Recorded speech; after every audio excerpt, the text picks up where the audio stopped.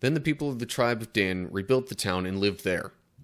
They renamed the town Dan after their ancestor, Israel's son, but it had originally been called Laish.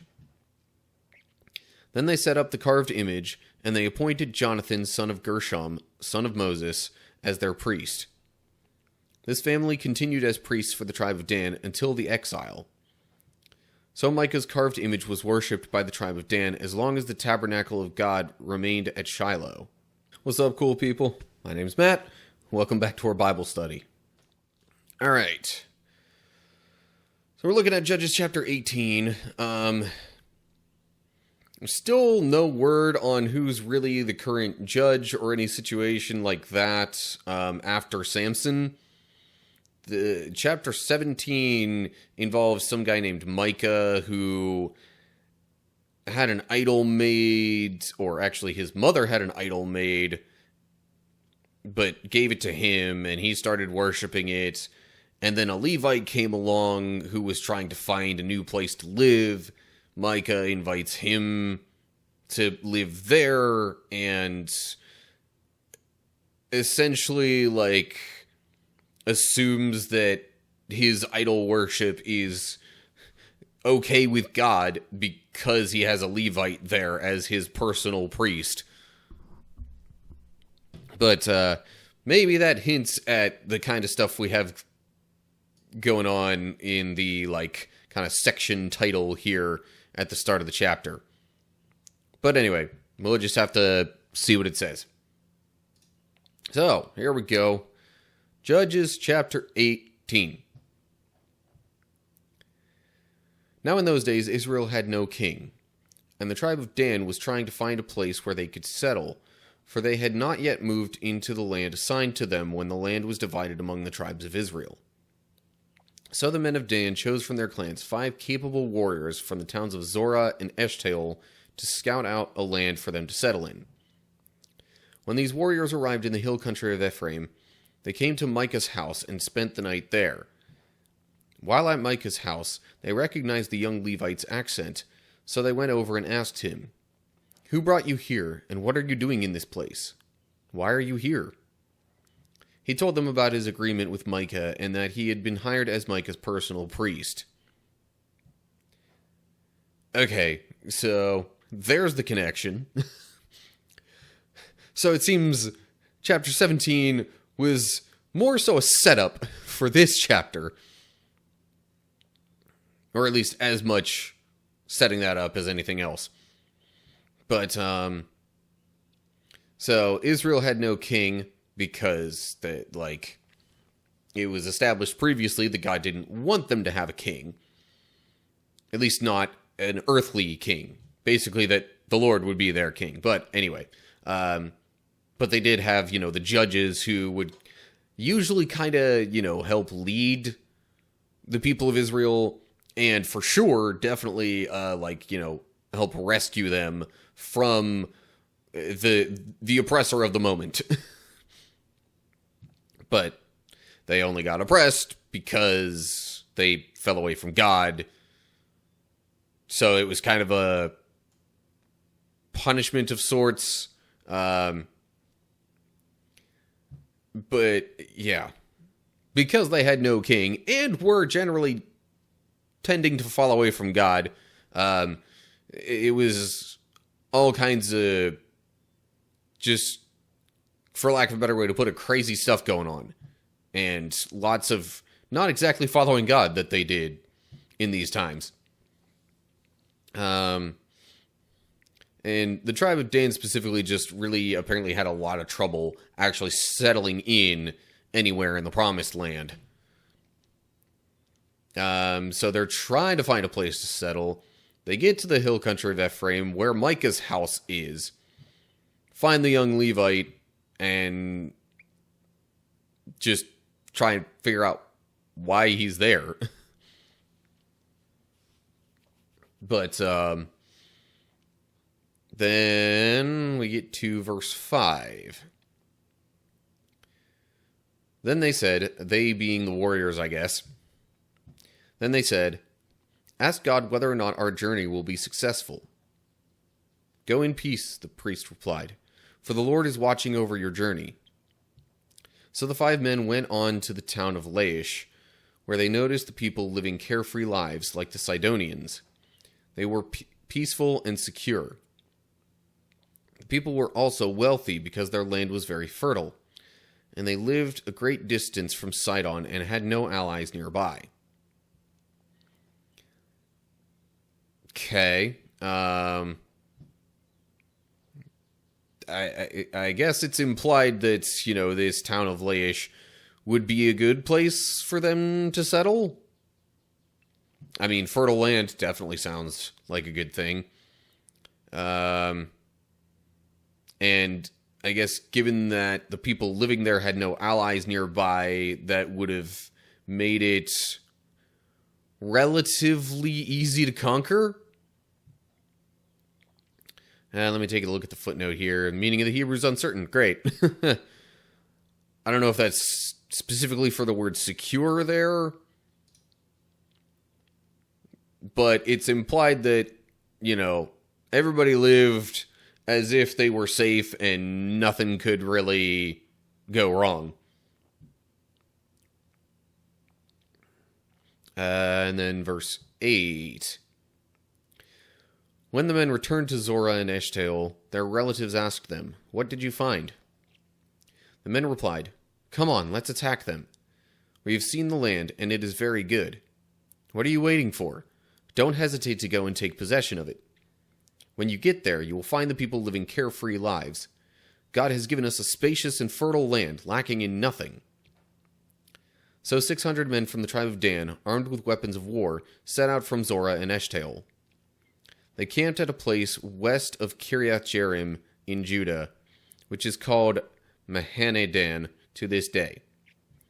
And then they went on from there into the hill country of Ephraim and came to the house of Micah. Again, Micah's house is involved.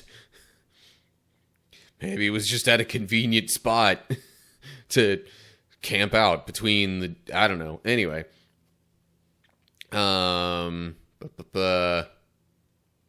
So, yeah, basically they're planning to go and take over this place.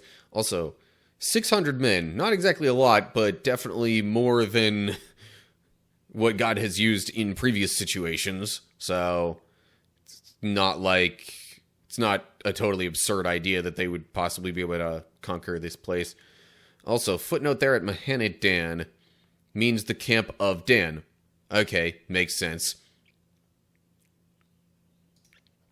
So that was in Judah, which was supposed to be pretty much in the southernmost part of the Promised Land, right? Or at least definitely in the southern part. But that they camped there, and then I'm pretty sure Ephraim is farther north. But when they got around there, they came to Micah's house and camped out there, probably before their eventual attack or whatever on Laish, because Micah's house is where the scouts camped, or at least around there is where the scouts camped before, scouting out Laish. Anyway, verse 14. The 5 men who had scouted out the land around Laish explained to the others, "These buildings contain a sacred ephod, as well as some household idols, a carved image, and a cast idol. What do you think you should do?" Then the 5 men turned off the road and went over to Micah's house, where the young Levite lived, and greeted him kindly. As the 600 armed warriors from the tribe of Dan stood at the entrance of the gate, the 5 scouts entered the shrine and removed the carved image, the sacred ephod, the household idols, and the cast idol. Meanwhile, the priest was standing at the gate with the 600 armed warriors. Okay, so the motivation or the reasoning isn't quite stated here yet, but they're taking away Micah's idol and such. Not sure if it was because they were thinking it was wrong or because they thought they could earn some, godly favor or so, I don't know, but it again, that whole situation is kind of weird with Micah and his idol and all that. But whatever. They took that stuff away from Micah's house, I guess. And then verse 18. When the priest saw the men carrying all the sacred objects out of Micah's shrine, he said, "What are you doing?" "Be quiet and come with us," they said. "Be a father and priest to all of us. Isn't it better to be a priest for an entire tribe and clan of Israel than for the household of just one man?" The young priest was quite happy to go with them, so he took along the sacred ephod, the household idols, and the carved image. They turned and started on their way again, placing their children, livestock, and possessions in front of them. Somehow I get a feeling this isn't going to go well, because they're taking an idol and basically a representation of something other than God, and they're taking that with them as they're about to go into battle. Not a good sign if you ask me, but we'll see what happens. Verse 22. When the people from the tribe of Dan were quite a distance from Micah's house, the people who lived near Micah came chasing after them. They were shouting as they caught up with them. The men of Dan turned around and said to Micah, "What's the matter? Why have you called these men together and chased after us like this?" "What do you mean, what's the matter?" Micah replied. "You've taken away all the gods I have made, and my priest, and I have nothing left." The man of Dan said, "Watch what you say. There are some short-tempered men around here who might get angry and kill you and your family." So the men of Dan continued on their way. When Micah saw that there were too many of them for him to attack, he turned around and went home. Okay. So Micah found out about it and wanted to get his stuff back, but not badly enough to, risk his life, which is kind of understandable. You can't exactly worship this god that you've made if you're dead. Yeah.